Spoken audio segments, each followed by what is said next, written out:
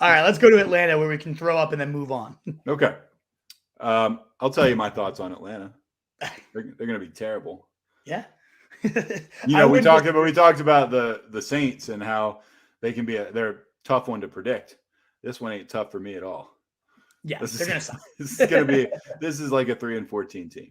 Right. Minus 67 league average. They somehow had 7 wins last year, but now you remove Matt Isn't that Ryan. crazy? It's crazy to me, but Matt Ryan being gone now, who I believe in with the Colts. We'll talk about him tomorrow. Yeah. Minus 67 league average. I do not. Plays. What'd you say? I do not believe Oh, you don't? All right, no. Interesting. No, I don't. We can cover that one tomorrow. The only guy that's coming out as like potentially draftable is Cordarrelle Patterson. Kyle Pitts. And Kyle, of course, yeah. I've met at the running back position, but yes. I mean like the only 2 guys on the team. Yeah. I could be mildly intrigued by this rookie Drake London. Certainly long term, I love the guy. And a rookie receiver has finished top 15 in 5 straight years, so someone's probably going to, unless this is just a shitty class. It's not going to be someone on the Falcons. It's not. But it would be tough to do that with this quarterback situation. That's why this is a tough team to project and really analyze. Is it Mariota? Is it Ritter? They're saying Mariota is pretty far ahead right now. He did have his last fantasy game where he played most of the game. He put up like 30 points. So, I mean, there is maybe upside, but in best ball, I don't know how many games he's going to start for you. They're going to suck so bad. I think Ritter takes over at some point, is there in the stretch. The one saving grace to both of these quarterbacks is they keep talking about using them as runners, and we know how useful that is for fantasy. So, even if it's just like week 1 DFS or early season redraft, like I would have not as much hesitation as you might think to be playing a Falcons quarterback in that type of format. But best ball where I don't know who's starting or what, maybe it's the league winning move if Mariota plays all 17 and runs for 800 yards or something like that. But I don't see it at quarterback. So I'm not going into that position too much. What odds would you put on someone winning their game because they winning their league because they went with Mariota as their quarterback? Very, very. What kind of odds would I have to give you on that? Like some serious money. 1,000,000 to 1, truth. Like, I mean, no, that's not going to happen. So the only, like, in terms of win the league, they do face the. You said it might be a league-winning move. The Falcons face the Cardinals in week 17, so they're going to need points. So, like, maybe one of these quarterbacks just goes nuts and is on a best ball roster and like puts up 30 points in 1 week. I do think like every now and again, Ritter or Mariota is going to have a spike week. But if it's not best ball, you can't trust him in best ball because you don't know how many games they're going to play. You can't trust him in season long because they're probably going to have just as many 1 point weeks as 30 point. Like it's going to be gross. It's hideous. And I want to talk about Patterson, like 32% rushing share gets him at 145.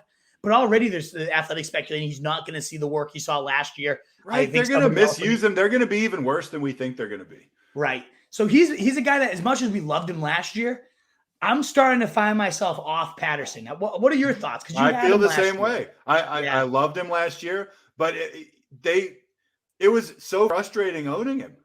Right. And it wasn't like his fault. It was like, when they used him, when he got burned, like he scored. It's like, I feel like there were games where they threw him the ball like twice and he like scored both times. He got like 4 carries and he scored twice, something like that. And it's like, what are you guys doing? Like he's like the only good player you have on your team, except maybe like Kyle Pitts. So yeah, I like Patterson. There's a price that I would certainly take Patterson at, but probably not where he's going. Yeah, he goes around like Singletary, Melvin Gordon, like that. I would rather have Singletary, even though I like Patterson way more as a player. Yeah, I'm kind of getting there too, and I projected him out kind of generously. Like this receiving usage, 68 targets, 45 receptions, 446 and 3. Like that kind of assumes they start to use him like they were at the beginning of last year, and there's no guarantee they ever go back to that. And I don't know why that ever disappeared because he was so damn explosive. They're like, this is just working too well. We need to right? scale this back immediately. Exactly. It was anyway. It's so stupid. I could yell about Patterson's usage in 2021 all day, but that's not what the people are here for. No, they're here for Kyle Pitts. And I think he does see 120 targets, 74 catches, just under 1,100 yards and 7 touchdowns. The touchdowns would be a big spike from last year, but a player like him, I mean, he is so athletic and just a mismatch freak waiting to happen. And we so often, I mean, he already put up 1,000 yards as a rookie. That very rarely happens for tight ends. Yes, he had the extra game. I get it. But he is the all-time record holder right now for rookie tight end receiving. If he just spiked for 10 to 15 touchdowns, it wouldn't shock anybody. He falls to, the end of round 3 right now. So if you miss out on a Kelsey or an Andrews, who has a better bet to just like match those guys or like take that next leap into the elite than Kyle Pitts? I don't think anybody else matches that upside. What do you I think? agree with that completely. And we can close the Falcons just by me saying this about Kyle Pitts. Remember how just about all of last year we were so disappointed and underwhelmed by Kyle Pitts? Yeah. Because we were expecting so much. And it's like we were just like, meh, all year. And then he like ended the season with the most yards ever by a rookie tight end. Right. And it's like there was at no point where I was blown away by what he was doing. It was And like he kind of sleptwalk through, and you're still like, well, damn, he had over 1,000 yards. Like, and he didn't wow me at all. So exactly. Like it makes me just kind of think like, wow, he's so good he wasn't even good and he was still good.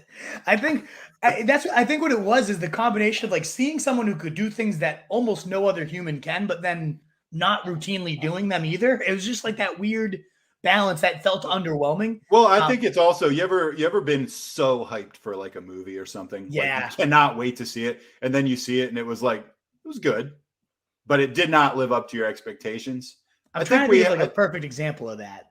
Well, when I was a kid, like 14 or something, I remember when the Dracula movie came out. I was so excited to see it, and it was like good, but like I had built it up in my mind as something that was going to be like the best thing I'd ever seen in my life. Yeah, that's one I always think of. But you know what I mean?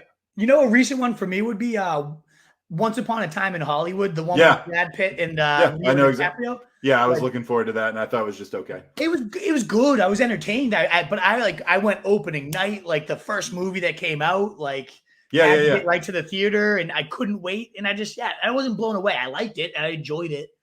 Well, I think that's I think that's Kyle Pitts. I think Kyle Pitts is the Once Upon a Time in Hollywood of the tight ends. Are we getting Pulp Fiction for round 2 though? Is he gonna just blow us away and light the world on fire? Is that your favorite Tarantino movie? Yeah, that's one of my favorites of all time. What about you? It is probably my favorite Tarantino movie. But awesome. Man, Reservoir Dogs. Reservoir Dogs, the class. I mean, I really love some of the Kill Bill stuff, man. Kill Bill's great. I was gonna say Django. Like Django's great. I thought the very last scene was just a bit much. I was like, okay. Yeah. I mean, I get that's kind of. I loved Inglourious Bastards. Kind of similar. So damn good. But yeah, I don't know. We should just do a pod about that sometime. We could draft Tarantino movies easily. That would be a great pod. I mean, I also love True Romance, which he wrote but did not direct, and they did mess with his script quite a bit, but it came from him. Yeah, True Romance. You said? Oh, I love it. That was my favorite movie, and like it's probably my favorite movie in high school. I don't think I've even seen that movie. I'll have to watch it. Oh, it's fantastic. All right, deal. What is up, you fantasy wolf? Thanks so much for tuning in. If you haven't already, share your thoughts in the comments. Check out some more videos and join the newest Wolfpack by subscribing below.